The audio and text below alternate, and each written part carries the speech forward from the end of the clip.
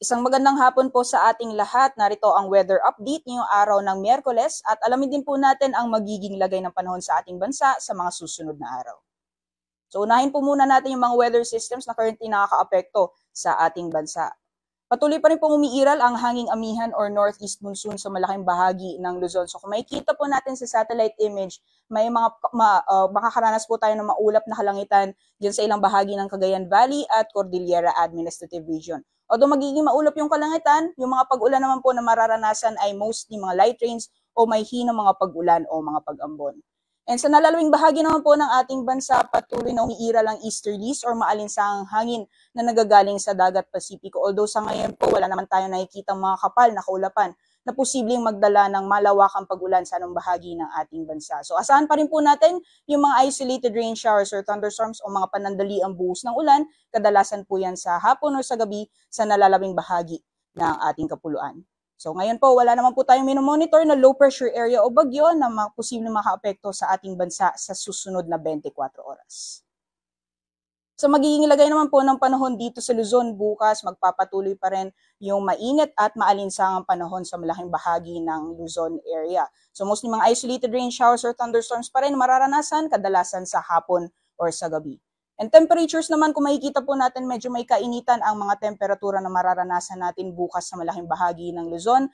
Maximum temperatures sa Lawag, Tugigaraw, pati na rin sa Metro Manila, Legazpi, Puerto Princesa at Kalayaan Islands, posibleng umabot ng 33 degrees Celsius.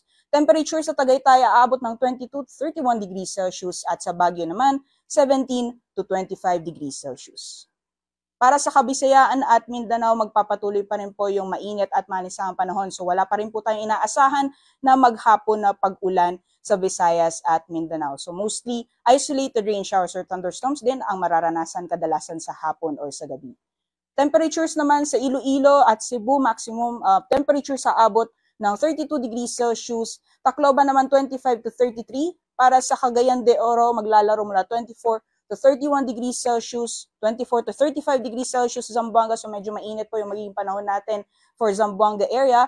At sa Davao naman maglalaro mula 25 to 34 degrees Celsius. Sa kalagayan naman po ng ating karagatan, wala pa rin po tayo nakataas na gale warning sa anumang baybayin ng ating bansa. Although iba yung pag-iingat pa rin po sa mga planong pumalaot ng Northern Luzon dahil inaasahan pa rin po yung katamtaman hanggang sa maalon na karagatan. For the rest of the country naman po, banayad hanggang sa tamtaman ng mga pag-alon ang ating mararanasan. And alaman naman po natin magiging lagay ng panahon sa darating na weekend sa mga piling syudad sa ating bansa. Kung makikita po natin, Metro Manila, Baguio City, Legazpi City, Metro Cebu at Metro Davao for Friday until Saturday, magpapatuloy pa rin po yung maaliwalas na panahon. Pagdating naman po ng Sunday, medyo may mga pag-ulan po tayo dulot ng epekto ng hanging amihan for Baguio City. And then may mga pag-ulan din po tayo mararanasan, lalo-lalo na sa eastern sections po ng Bicol region. So dyan po sa Legazpi City, pati na rin sa eastern sections ng Visayas at Mindanao, posible po tayo makaranas ng mga kalat-kalat mga pag-ulan, pagkidlat at pagkulog pagdating ng linggo. Sa temperatura naman sa Metro Manila, from Friday until Sunday, maglalaro mula 23 to 33 degrees Celsius. For Baguio City, 15 to 25 degrees Celsius. 23 to 33 degrees Celsius for Metro Cebu, 25 to 33 degrees Celsius. Sa Legazpi City rather, at Metro Cebu, 25 to 33 degrees Celsius. And for Metro Davao naman, 25 to 34 degrees Celsius. Mamaya si Haring Araw ay lulubog ng 5:28 p.m. at sisikat man bukas ng 6:12 a.m. Para sa karagdagang impormasyon, bisitahin lamang po ang aming social media accounts at ang aming website bagong.pag-asa.ust.gov.ph. Yan po muna ang latest mula dito sa Pag-asa Weather Forecasting Center. Rhea Torres po, magandang hapon.